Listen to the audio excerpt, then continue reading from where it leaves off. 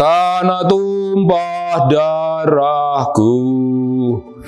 Bung, tiap saat kita menyanyikan ini simbol dari rasa cinta kita kepada tanah air. Rasa cinta itu lalu kita sebutlah pengabdian. Pengabdian kita pada tanah air. Meskipun tidak ada sesuatu yang kita lakukan lalu kita lakukan nyata bahwa ini untuk tanah air, tapi sebenarnya yang tidak nyata itu ada, Bung. Kita bisa bicara tentang bekerja dan memasukkan unsur-unsur cinta kepada tanah air. Itu pengabdian yang enggak tampak, sama sekali enggak tampak. Tapi apa yang enggak tampak itu sesuatu yang sebenarnya barangkali suci loh. Cinta tanah air itu sesuatu yang suci, Bung. Daripada cinta dalam urusan remaja-remaja, cinta-cinta monyet atau cinta-cinta yang bukan monyet. Nah, kalau ngomong cinta tanah air, itu kita ingat, Bung, film. Barangkali khususnya zaman hubungan antara Rusia dan Amerika dipenuhi ketegangan dalam sepanjang apa yang namanya perang dingin, permusuhan antara Barat dan Timur. Barat dan Timur, permusuhan yang dibingkai oleh suatu peribahasa. Anggaplah peribahasa. Apa peribahasanya? Orang bilang, barang apa yang menguntungkan Rusia itu merugikan Amerika. Ya, dan sebaliknya lah, kalau ada sesuatu yang kecil apapun, sekecil apapun itu menguntungkan Amerika, wah, Rusia jealous. Jadi jealousy antara keduanya itu tidak berhenti kepada jealousy, tapi kepada permusuhan. Nah, dalam situasi kehidupan politik seperti itu, Bung, itu muncul sastra. Dan sastra kemudian diangkat dari novel, diangkat ke layar lebar, film. Sastra, novel, film. Isinya ketegangan. Itu tidak dibatasi hanya Rusia versus Amerika atau kebalikannya. Dunia intelijen itu dalam novel-novel dan kemudian naik ke film, atau kadang-kadang juga tidak naik ke film, tidak menjadi tontonan layar lebar. Itu sering terjadi, ada kaum intel versus intel, itu ya bisa baku bunuh, dan jebakan intelijen Rusia itu dengan perempuan sangat cantik, ya cantik atau sangat cantik lah. Pokoknya itu jebakan yang sangat mematikan. Tapi kan kaum mental itu kan bukan orang yang kayak saya, gampang ya, naif, mudah dijebak.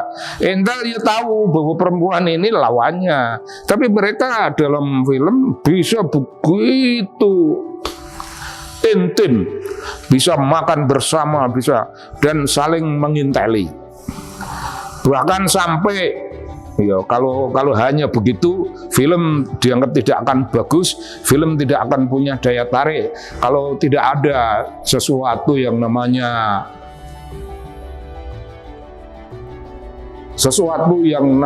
barang yang memberi rangsangan gairah kepada para penonton. Nah, itu ada pula adegan ranjang, tapi ada momen di mana adegan ranjang itu satu pihak bisa menemukan rahasia pihak lainnya tanpa kata-kata. Nah, kalau tanpa kata-kata itu tidak ada masalah, Bung. Mari kita singkirkan. Sekarang kita bicara tentang sebuah novel. Sebelum masuk ke film, novel itu keren sekali karena ada tokoh yang bisa menjebak lawannya sedemikian rupa, dan lawannya itu bisa menjual rahasia negara, kepada orang yang bekerja untuk negara asing itu. Bung, harganya itu pastilah sangat tinggi kalau pada level intel macam. Tapi karena film-film khususnya ini yang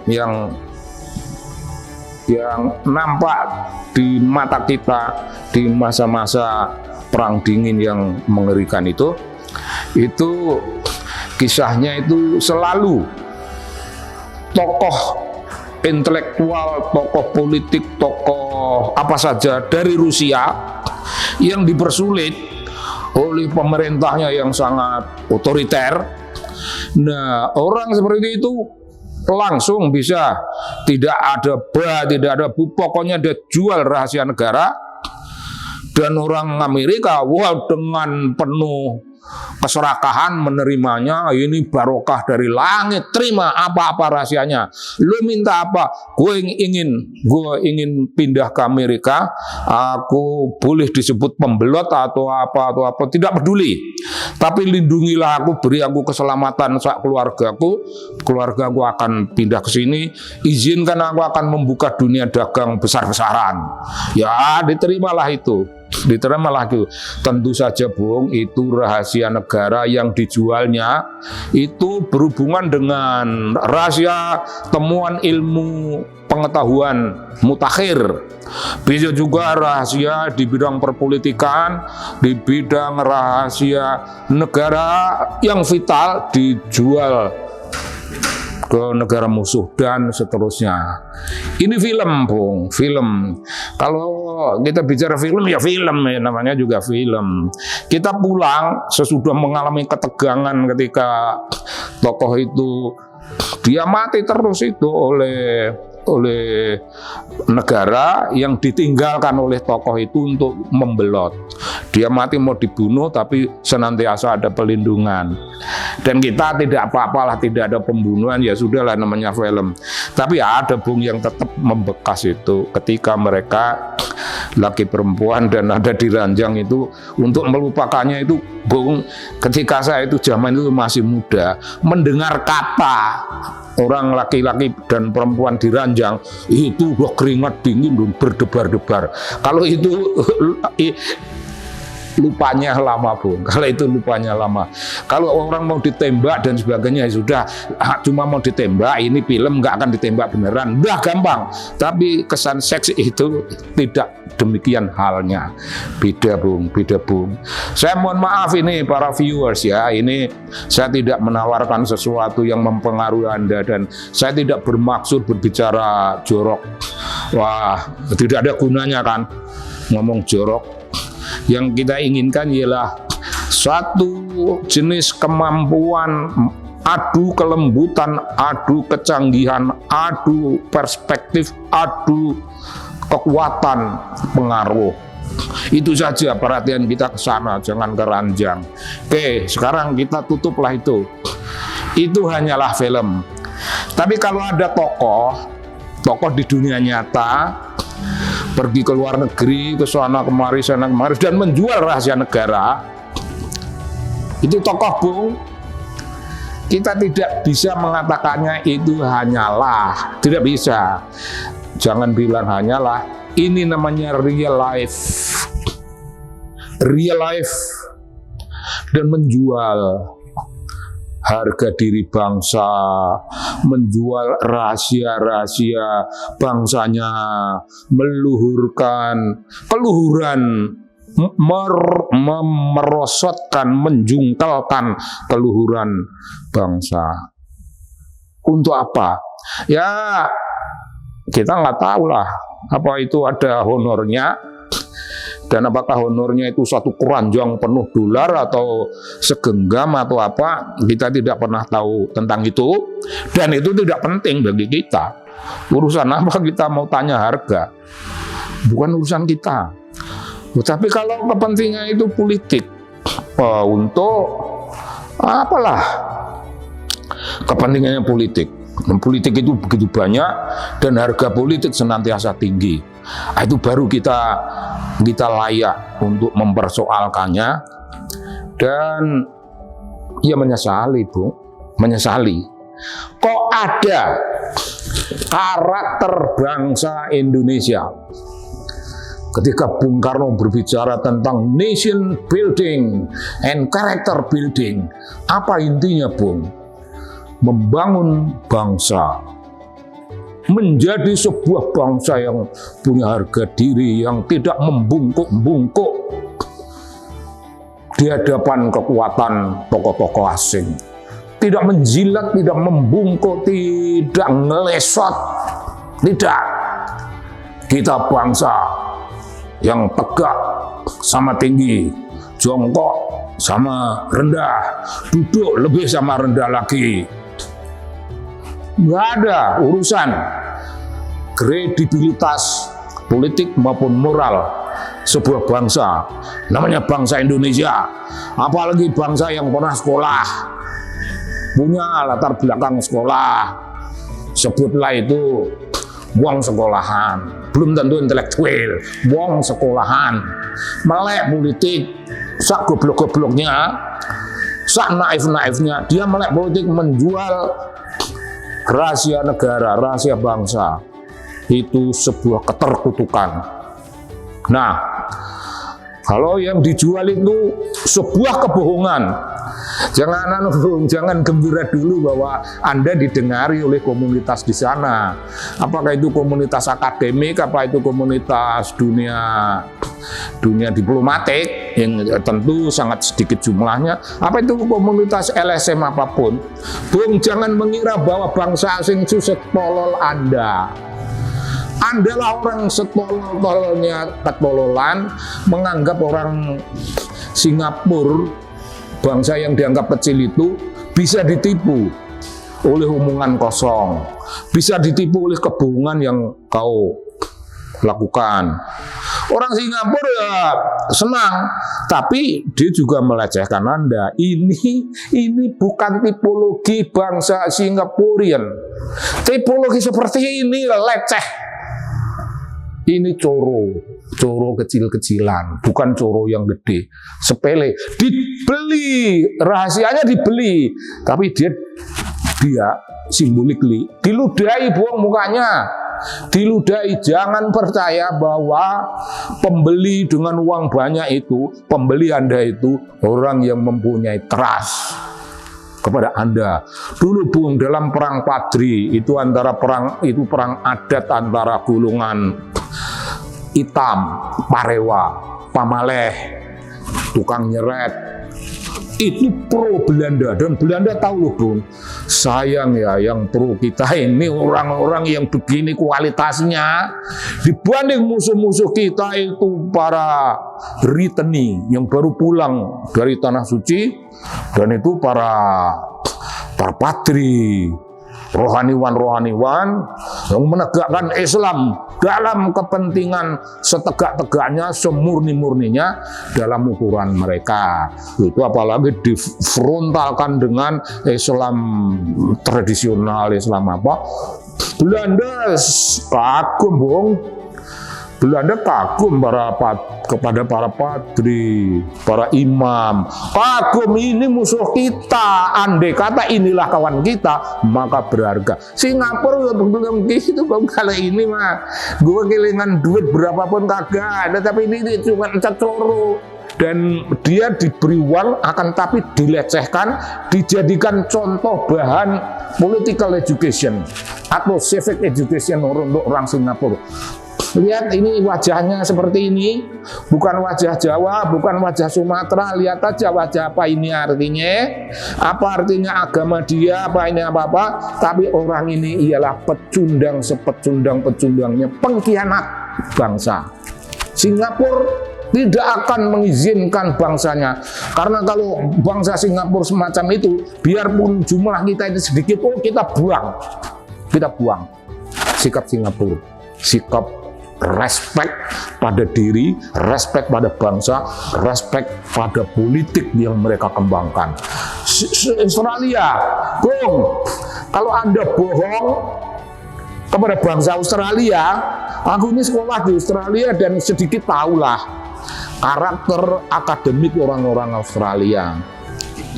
Dilihat dari sudutnya yang paling tajam, paling kritis pada Indonesia, namun juga yang paling terhormat. Dan banyak yang paling terhormat itu. Mereka itu tahu, Bung, tentang kita. Kalau kita akan ngomong hiperbolik, pengetahuan mereka tentang kita itu lebih dalam, lebih luas daripada pengetahuan kita tentang Indonesia, tentang bangsa kita. Sehingga Australia, pengetahuan tokoh-tokoh akademik Australia dan barangkali juga tokoh intelijen, politisi dan lain-lain, pengetahuannya tentang Indonesia kira-kira jauh lebih mendalam daripada pengetahuan saya, pengetahuan Anda, pengetahuan tentang Indonesia sendiri, Bung. Kalau begitulah konstruksi kebenaran dalam pikiran kita, mengapa ada orang yang setolol-tololnya tolol sudah menjadi Yohanes, menjual kebungan ke Australia dan percaya bahwa orang Australia percaya. Jangan pernah percaya bahwa orang Australia percaya pada kebohongan Anda. Itu saja Anda sudah senaif-naifnya naif, serendah-rendahnya rendah. Nah, posisi Anda seperti itu di mata kaum Australia seperti itu, Anda telah menjual rasa bangga. Anda telah menjual sesuatu yang namanya rahasia, pun Anda menjualnya dalam kebohongan. Bung, 1, 2 barangkali atau 10 dari pendengar Anda itu sudah ada yang memutuskan, oh, this guy is just lying. This guy is stupid one. Bullshit. Ada detik ketika Anda ngomong di sana itu sudah ada minimal 10 orang yang sudah nggak percaya Anda. Tapi Anda masih percaya diri. Ya itu dasarnya. Orang nggak percaya, tapi Anda percaya diri dan meluapkan isi perut Anda. Mendengki Indonesia, mendengki presiden, mendengki pemerintah. Anda penuh kepercayaan yang tidak ada gunanya itu. Bung, ini punya konsekuensi. Banyak orang yang kemudian menganggap Anda itu tidak layak untuk dipilih dalam jabatan terendah sekalipun. Anda mau jadi wali kota atau mau belagak jadi gubernur lagi, Bung, the majority of Indonesian people memutuskan tidak sudi punya pemimpin semacam ini karena dia pecundang, klasteri, karena dia pembohong, karena dia menjual rahasia negara, karena dia pengkhianat. Gimana pun Anda mau membohongi bangsa yang sudah melek politik sedemikian rupa, tidak peduli bahwa Australia itu hanya dekat, tidak peduli bahwa Singapura itu hanya dekat. Even kalau Anda menjual rahasia, kebohongan ini ke langit bukan langit bumi yang nampak, bukan di sono, Bung. Langit yang taruhlah, anggaplah andai kata Anda bisa ke Sidratul Muntaha, di langit tertinggi di mana junjungan kita yang Kanjeng Nabi Ibrahim alaihi salam ada di sono. Kalau Anda bisa ke sono, Bung, apakah Anda mengira bahwa Kanjeng Nabi Ibrahim bisa kau bohongi? Oh, kagak. Nabi Ibrahim ya ketawa lah ngakak. Waduh, iya itu umatnya cucuku Muhammad ini kok ada umatnya yang begini nih, gimana ini? Begitu ya, Bung, konstruksi kebenaran dan moralitas. Anda itu menjual diri. Sayang loh, Bung, kok Anda kok dirinya dijual lah, istri Anda apa boleh? Apa istri Anda tidak jejeritan kok Anda telah menjual diri ke sono? Ibu bapak Anda bagaimana, Bung? Anda begitu, dan cita-cita Anda itu memperoleh sesuatu yang namanya political support. Nanti negara-negara itu akan segera mengundang Anda kalau Anda melakukan suatu pemilu. Kan itu kalau, ya hanya kalau, Bung, kita nggak bisa ngomong apa-apa. Dan jangan bayangkan menang dulu, jangan. Kalau Anda bisa menang dan apa, tapi itu tidak. Naudzubillah min dzalik. Anda akan mengira bahwa orang Singapura segera akan mengundang Anda untuk berpartner. Orang Singapura udah tahu Anda itu liciknya ya, ngapain gua kerja sama dengan orang kayak gini, meskipun dia punya jabatan kagak. Gua mau carilah orang-orang yang agak waras sedikit, syukur bisa ditipu-tipu, tapi orang Indonesia insya Allah dengan character building dan nation building itu warisan Bung Karno itu teguh, tegak, tidak bisa ditipu-tipu. Insya Allah macam gitu. Jadi Anda telah menipu-nipu untuk membuat suatu yang namanya achievement. You know, you got very big zero achievement. Big zero, bukan big yang meaningful. Anda itu telah mencapai sesuatu yang dalam bahasa yang Anda pahami dengan baik itu, Anda itu namanya meaninglessness. Seluruh perjalanan Anda ngomong kosong sana mari itu, you achieve a meaninglessness achievement. Meaninglessness achievement. Ya, Anda tahu kata itu betapa dalam penggunaan kata itu bagi apa yang namanya Anda usahakan. You arrived at one point yang berdekatan dan the essential is what? Plus, nggak ada makna. Anda mencapai itu pakai keringetan. Bung, mengapa Anda sudah didukung oleh Partai Umat? Sudah ada deklarasi yang berteriak-teriak. Mengapa Anda tidak menggunakan moralitas? Partai Umat berteriak tentang moralitas. Politik tanpa agama, tidak. Mereka tidak ngomong moralitas. Politik tanpa agama. Jadi ini yang didukung itu agama, Bung. Apa Anda tidak malu nanti kalau pulang terus ditanya orang Jogja sana, kok Anda nggak ada agamanya gitu? Oh ada Pak, saya sudah buka salam, pakai Assalamualaikum. Apakah itu cukup? Apakah itu cukup untuk meyakinkan orang banyak bahwa kau calon pemimpin? Nggak cukup. Anda pecundang cilik-cilikan. Ya, you achieve meaninglessness. Itu dalam Pangkur karangan Mangkunegara 4 Pujangga Surakarta. Anda itu samang sane pasamuan gonyak ganyuk ngeleling semi. Tiap saat Anda dalam suatu forum, tingkah laku Anda itu serba memalukan, Bung. Pujangga lama itu punya moralitas setinggi itu.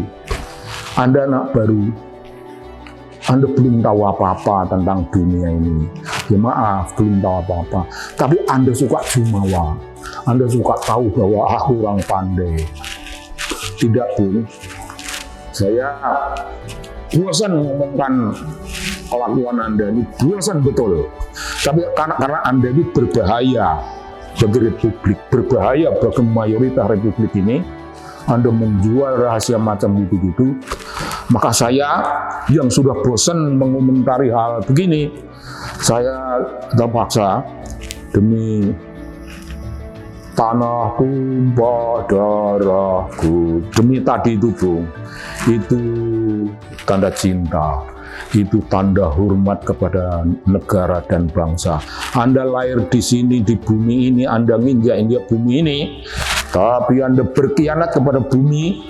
Ya, saya tidak tahu bumi itu perasaannya seperti apa. Apakah ingin mencaplok Anda dan ditelan ke bumi, ataukah bumi adalah seonggok kemurahan jiwa yang luar biasa. Namun, Bung, ada satu yang aku ingin sampaikan lagi untuk para viewers. Itu pernyataan Profesor Quraish Shihab, ahli tafsir. Itu menyatakan kalau seseorang ingin mencapai suatu cita-cita, dan menempuh apa saja demi cita-cita itu, barangkali Allah mengabulkan. Tapi sesudah mengabulkan itu, Allah tidak akan mengulurkan tangan pertolongan untuk membuat Anda kelihatan baik. Tidak akan membuat. Kasus DKI, Bung, kalau Anda jujur pada diri sendiri, kasus DKI itu sudah menunjukkan itu. Sudah menunjukkan bahwa tidak ada lah itu pertolongan Allah sesudah mengabulkan kemenangan Anda. Apakah Anda ingin saya nekat di kemudian hari? Saya mohon maaf pada para hadirin, para pemirsa, bahwa saya masih terpanggil untuk memberi komentar perkara ini yang sudah diberi komentar di sana-sini, tapi komentar di sana-sini itu dilakukan oleh kawan-kawan yang nggak mengenal Anda. Kalau saya kan mengenal. Begitu dong, terima kasih banyak. Terima kasih banyak. Saya sampaikan salam. Kalau ada yang tidak enak, ya begitulah, tidak enak. Tapi kalau ada yang Anda anggap enak dan Anda menangkap sesuatu sinyal tentang harmoni dan harga diri, the glory of seseorang yang namanya tokoh, punya glory macam itu, ya Anda tahu what the next, what you have to do. Nanti kalau sesuatu yang namanya pemilu itu ada, ya kita tahu tidak pantas memilih orang begini. Maaf ya, Bung, maaf. Salam.